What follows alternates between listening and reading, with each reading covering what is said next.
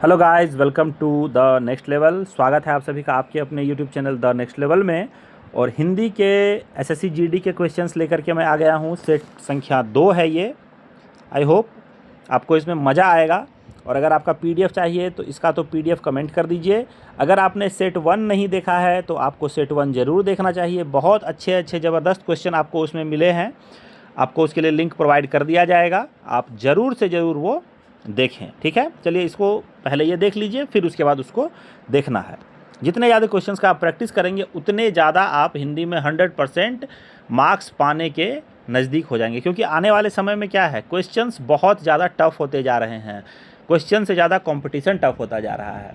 तो इसीलिए ईजी से हाई लेवल तक आपको मैं साथ दूंगा। हिंदी में जीके के क्वेश्चन भी आपको मिलेंगे। तो अगर जीके और हिंदी का क्वेश्चन आप कर लेंगे तो मैं मानता हूं कि आपके इसमें तो 25 में 25 आपको आना ही आना है हिंदी में, अगर आप मेरे साथ शुरू से अंत तक जुड़े रहेंगे। जीके भी आपको 20 नंबर, अगर आप हमारे वीडियो में बने रहेंगे तो कम से कम 20 क्वेश्चन आपको बिल्कुल ऐसे लगेंगे कि आपने इसे हमारे ही सेट से आपको वो मिल जाएगा। 20 क्वेश्चन कम से कम। क्योंकि जो भी हम आपको बताएंगे उसके अलावा कुछ किसी टॉपिक पर भी वीडियो देंगे, वो सब अगर आप कर लेंगे तो बिल्कुल हमारा जो है दोनों में 45 नंबर 50 में आपको मिल जाएगा। ठीक है, चलिए देखते हैं पहला क्वेश्चन। ज़्यादा बात नहीं करते हैं। पहला क्वेश्चन है धनुष टंकार शब्द का सही संधि विच्छेद क्या है। सही संधि विच्छेद है धनुः जोर टंकार। धनुः जोर टंकार। ठीक है, यहाँ पे आप इसका एक्सप्लेनेशन पढ़ लीजिए, क्यों हुआ, कैसे हुआ, सारे नियम यहाँ पे लिख रखे हैं। मैं पढ़ूंगा, ज़्यादा समय लगेगा।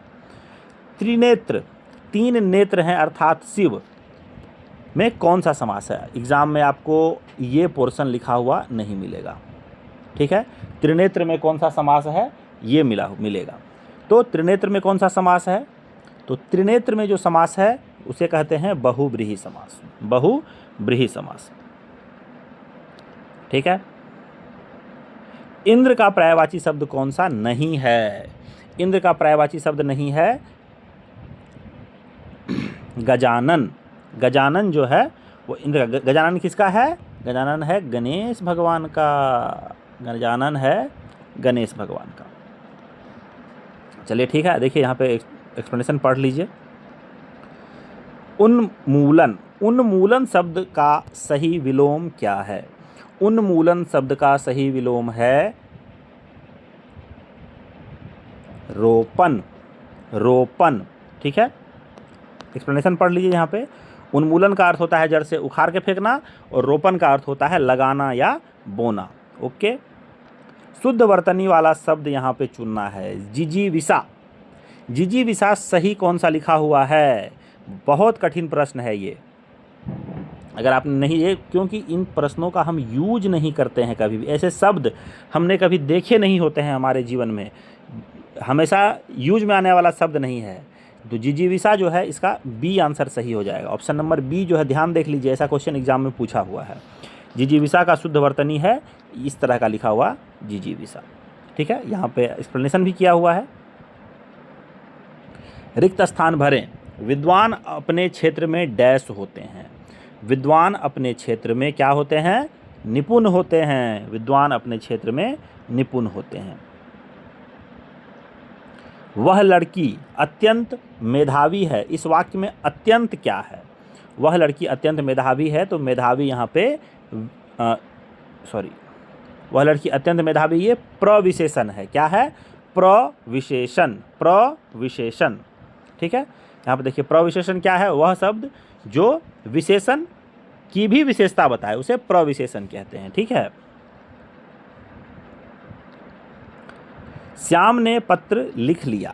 श्याम ने पत्र लिख लिया, इसका संयुक्त क्रिया है। यहाँ पर कौन सी क्रिया है, संयुक्त क्रिया।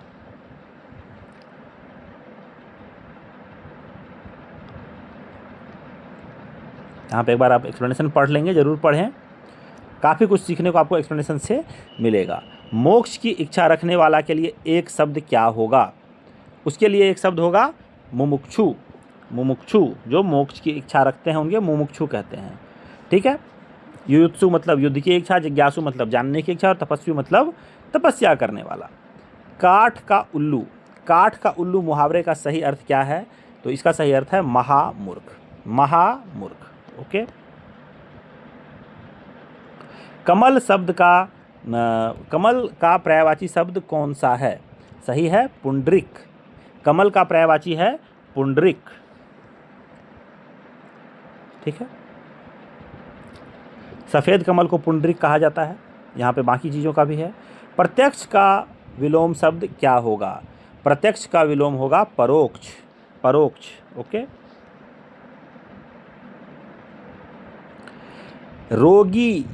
रोगी में जीने की क्या थी? इच्छा थी, लालसा थी, जिजीविषा थी, तृष्णा थी। तो रोगी में जीने की जिजीविषा थी। ठीक है, जिजीविषा। जिजीविषा मतलब जीवन के प्रति प्रबल प्रेम या जीने की इच्छा। राम धीरे धीरे टहलता है। राम धीरे धीरे टहलता है, तो क्रिया विशेषण है धीरे धीरे। कौन सा क्रिया विशेषण है? ये रीतिवाचक क्रिया विशेषण है, रीतिवाचक क्रिया विशेषण है। ठीक है, एक्सप्लेनेशन पढ़ लीजिए। शुद्ध वर्तनी चुनिए। शुद्ध वर्तन अंत्याक्षरी, अंताक्षरी, अंत्याक्षरी, अंत्याक्षरी क्या होता है? कैसे लिखेंगे सही? सही कौन सा? अंताक्षरी हम लोग खेलते हैं ना, हम लोग उसको अंताक्षरी बोलते हैं, लेकिन वो अंताक्षरी लिखा कैसे जाता है आज तक किसी ने ध्यान नहीं दिया होगा इस चीज़ पे। ये सही है अंत्याक्षरी, अंत्याक्षरी सही इस तरह से लिखा जाएगा। चलिए नेक्स्ट देखेंगे। तपोवन का सही संधि विच्छेद क्या है? तपोवन का सही संधि विच्छेद है तपह जोर वन, तपह जोर वन, तपोवन। जो पहले कभी ना सुना गया हो, जो पहले कभी ना सुना गया हो, अश्रुतपूर्व, अश्रुतपूर्व। ठीक है। गागर में सागर भरना, गागर में सागर भरना का क्या अर्थ हो जाएगा? गागर में सागर भरना मतलब बहुत थोड़े शब्दों में बहुत ज़्यादा कह देना। ठीक है, बहुत सारे शब्दों को थोड़े में कंप्लीट कर देना। ओके। अगर ऐसा लगता है कि मैं आपको समय कम दे रहा हूं तो आप वो भी मुझे कमेंट करके बता दीजिए, मैं थोड़ा सा ज़्यादा आपको समय दूंगा। ठीक है। यथाशक्ति में कौन सा समास है? यथाशक्ति में कौन सा समास है?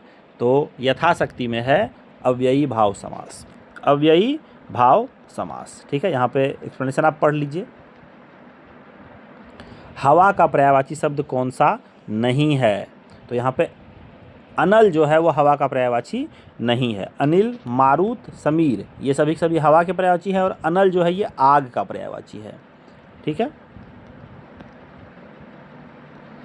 कृपन का विलोम शब्द क्या होगा? कृपन का विलोम होगा दानी। कृपन का विलोम होगा दानी। कृपन मतलब होता है कंजूस, महामक्खी चूस। ठीक है।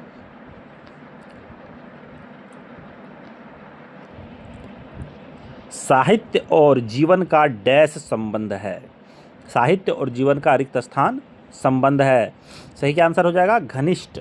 घनिष्ठ बहुत ही गहरा, गहरा और बहुत गहरा, बहुत गहरा को घनिष्ठ बोलते हैं।